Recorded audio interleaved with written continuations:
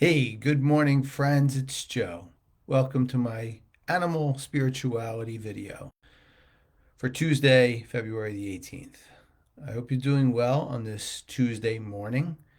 It is very cold here in the Northeast. I mean, bitterly cold.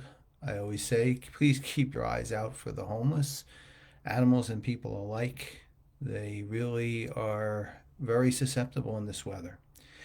We're all susceptible to some degree or another in our lives. It's a very humbling thought, but a reality.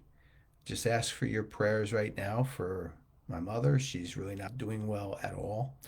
It's becoming difficult to try to keep her comfortable and just doing the best we can. And I always say, when people say to me, when my father was sick and now in this situation, we just do the best we can. God gives us the gifts we have, and we must do the best we can with them. Yeah, I know it sounds very simplistic, but it is very true whenever you're in a position to care for others.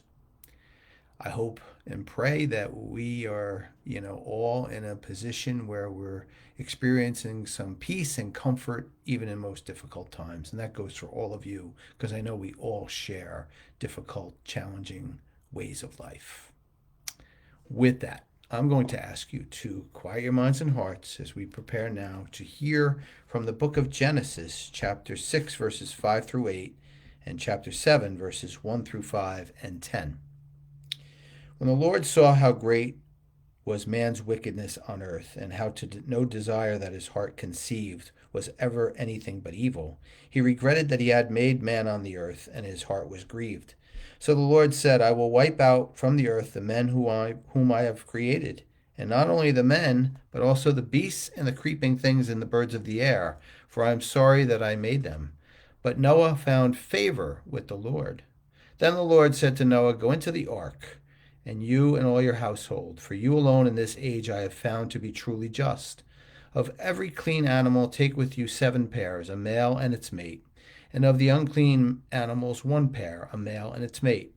Likewise of every clean bird of the air 7 pairs, a male and female, and of all the unclean birds 1 pair, a male and a female. Thus you will keep their issue alive over all the earth. 7 days from now I'll bring rain down on the earth for 40 days and 40 nights. And so I'll wipe out from the surface of the earth every moving creature that I have made. Noah did just this as the Lord had commanded him. As soon as the 7 days were over, the waters of the flood came upon the earth.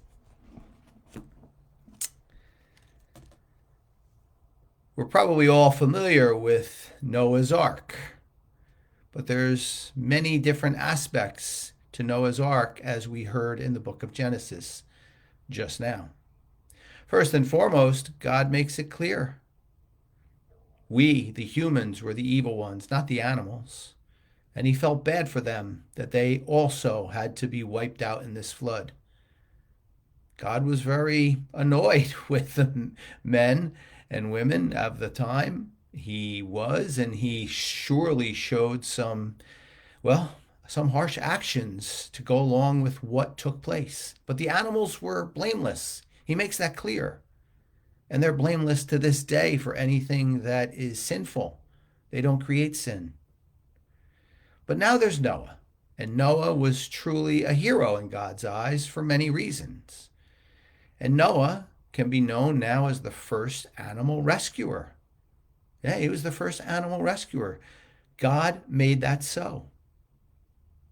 We too can be animal rescuers, because God tells us that the goodness amongst us and the goodness amongst Noah is where we will find the desire to help animals in need. And just think of Noah's situation here. He could have built a very small boat for just him and his family, but think of the boat that he had to build for all of these animals. So he put the effort behind it. And then during the flood, I can only imagine this ark floating all around the earth, he had to care for them all. And he did that too.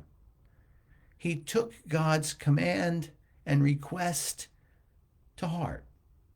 And he did what he could do to help the animals, knowing that they were sinless and knowing that they would then come back to this earth and they would do many good things to teach us how to live a more peaceful and compassionate life.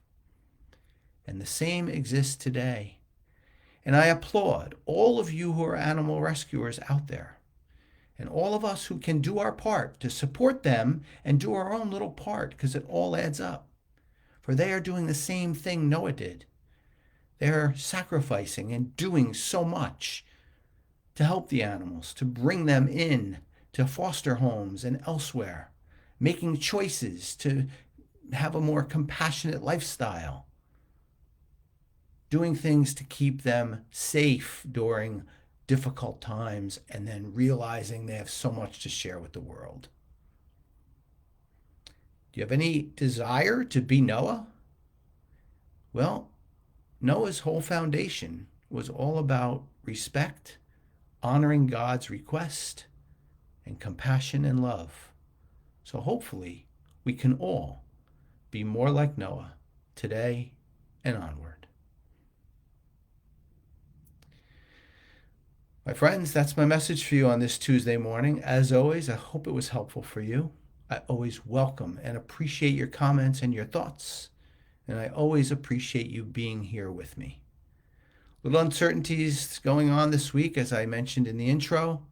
I'm going to do my best to be back with you on Thursday morning for a scripture reflection.